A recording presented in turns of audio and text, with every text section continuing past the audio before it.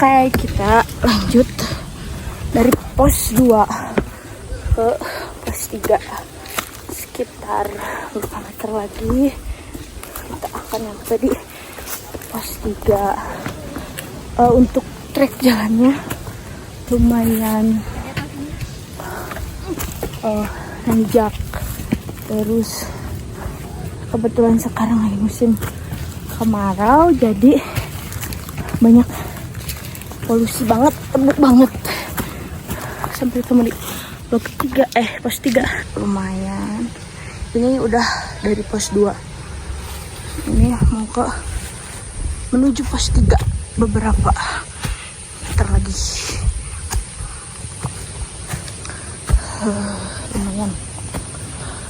Untuk treknya, nanjaknya banyak. Trek jalan menuju pos 3 udah lumayan tertutup. Nah, di sini ada buat tempat istirahatnya juga, buat istirahat sejenak. Lanjut lagi kita ke pos 4. Oke, sekarang lagi istirahat ya. Untuk sedikit informasi untuk jalur di Manglayang itu ada yang banyak terbukanya gitu kalau dari bawah. Nah, untuk dari pos 2 ke atas lebih udah tertutup,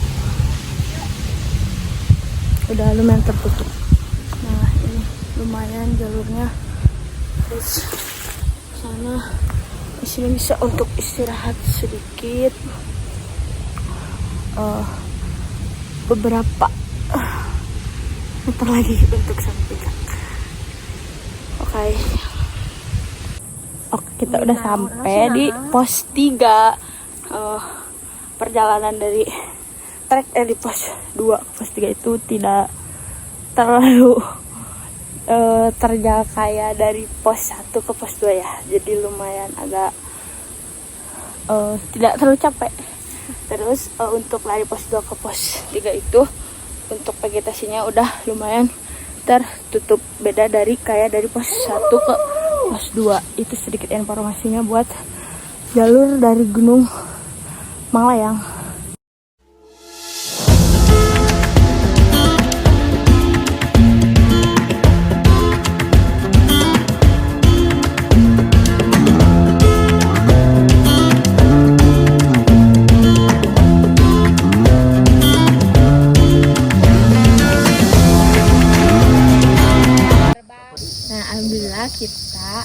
Kita sudah sampai di puncak Manglayang dengan ketinggian 1818 mdpl.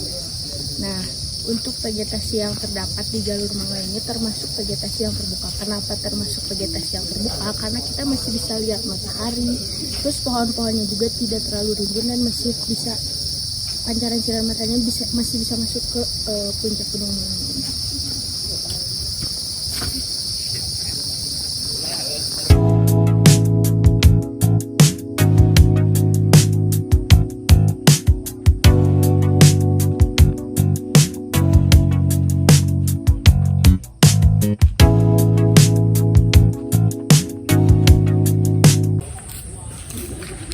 Untuk jalur yang terdapat buat puncak ke Gunung Manglayang itu ada 2 jalur.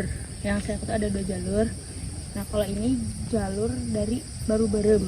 Kalau trek dan si treknya atau kontur jalannya itu lumayan terjal, terus banyak akar. Kalau sekarang kebetulan lagi musim kemarau, jadi banyak debu gitu, banyak banget debu, jadi harus bisa jaga-jaga bawa peralatan yang safety. Terus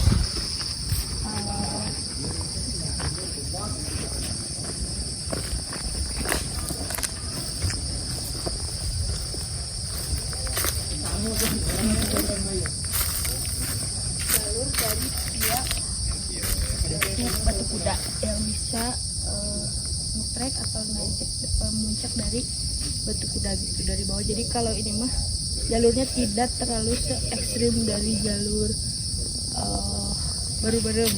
Tapi kalau di jalur batu kuda ini banyak sekali kayak batu-batuan gitu, soalnya batu-batuan yang si treknya tuh pinggir-pinggirnya tuh banyak gitu. Sedikit efeknya seperti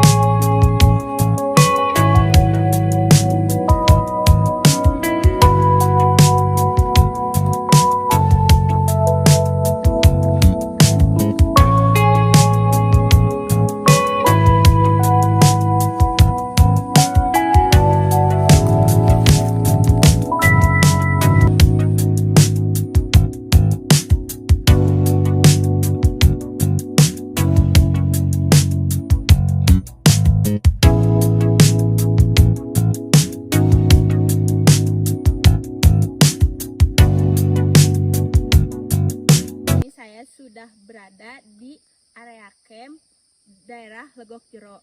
Nah, di sini saya akan mengaplikasikan materi tentang bivak alam. Nah, bivak alam itu bahan-bahannya semuanya terdiri dari yang tersedia di alam gitu. Kita memakai semua bahan-bahan dari batangnya,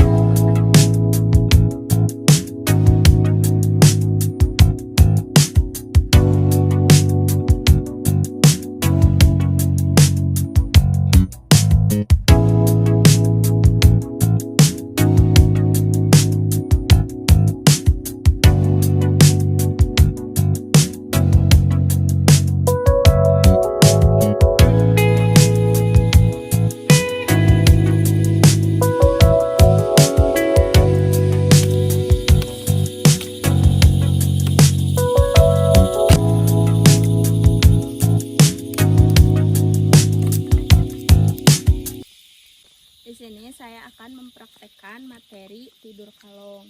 Nah, tidur kalong itu bisa digunakan ketika kita dalam keadaan bahaya. Misal kita tuh lagi di keadaan di hutan, terus ini tuh bisa dijadikan salah satu cara untuk kita berlindung dari bahaya tersebut. Misal kayak ada hewan buah apa gimana yang kayak gitu. Nah, di sini saya memegang 3 webbing. Ini yang udah jadiin sempul gitu. Nanti saya akan menjelaskannya. Kedua, ini bisa jadi buat body loop sama foot loop. Nah, cara membuat kayak seperti ini tuh dengan menggunakan membuat simpul kita terlebih dahulu. 1, 2, 3. Nah, sudah itu ambil ujung yang sebelahnya lagi, masukin ke sini, jadi sebaliknya dari yang tadi. Set, masukkan ke sini. Nah, tarik dari sini. Nah, ini namanya simpul pita. Nah, sudah seperti ini. Ini bisa jadikan body loop sama foot loop. Body loop buat badan, nanti buat ngiketin ada karabiner sama starnas. Kalau yang sebenarnya buat